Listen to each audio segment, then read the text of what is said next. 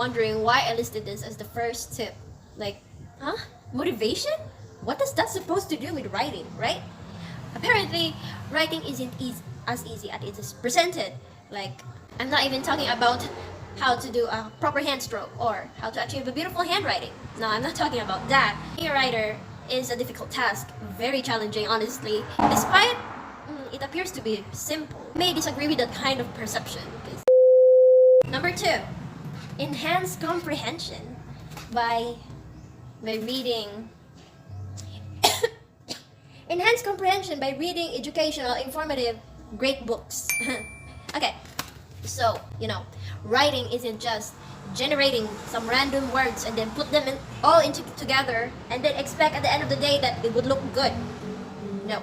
You have to plan out a blueprint. You start with a base and then you gradually build it up. As you build it up, it could be possible that there would be some few errors along the way and it's gonna delay the entire process. So here's an idea.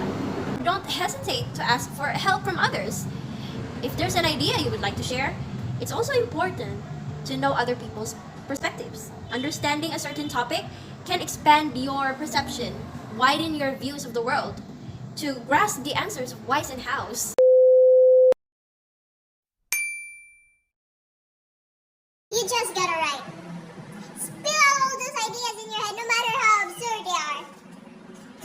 Or, if you want to be more organized, you can start with 50 words. You can start with writing 50 words a day, and then the next day you can make it 60 words, and then the very next day you can make it to a 75 word count. Or, try to write a page or two every day. If you can't every day, then just as much as possible. Take it to a critic. Harsh criticism could be an insult, but a well-written or said critic is definitely worth a shot. If you ask me, a good critic benefited me a ton. However, also take note that it's important to find a good critic. It's hard to find a good one. Because honestly, there are a lot of critics out there who claims that they're a critic, but actually they're just insulting and plainly bullying other people and their hard work. Giving, sharing, laughing.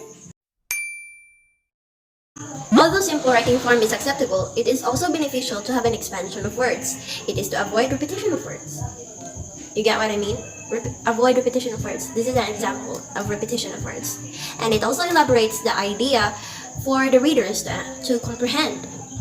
According to JCFS Chicago, it improves all areas of communication.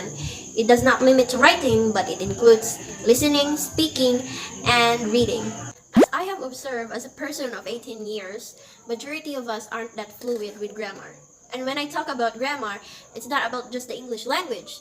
Even with our mother tongue, we tend to dismiss the presence of it. And that includes me. I'm not an exception. Fortunately, we have to learn it and apply it in our daily lives as to avoid miscommunication. Grammar is needed to convey our message clearly. It's not that hard to understand why. Clearly, if you don't have originality, you are guilty of a crime of plagiarism. Darling, you can't just steal other people's ideas. So what if it's good, but it's not yours to take credit? So what if it's a trend? It's overrated. You'll never be a trendsetter, you just made yourself a copycat. A complete fool if you ask me.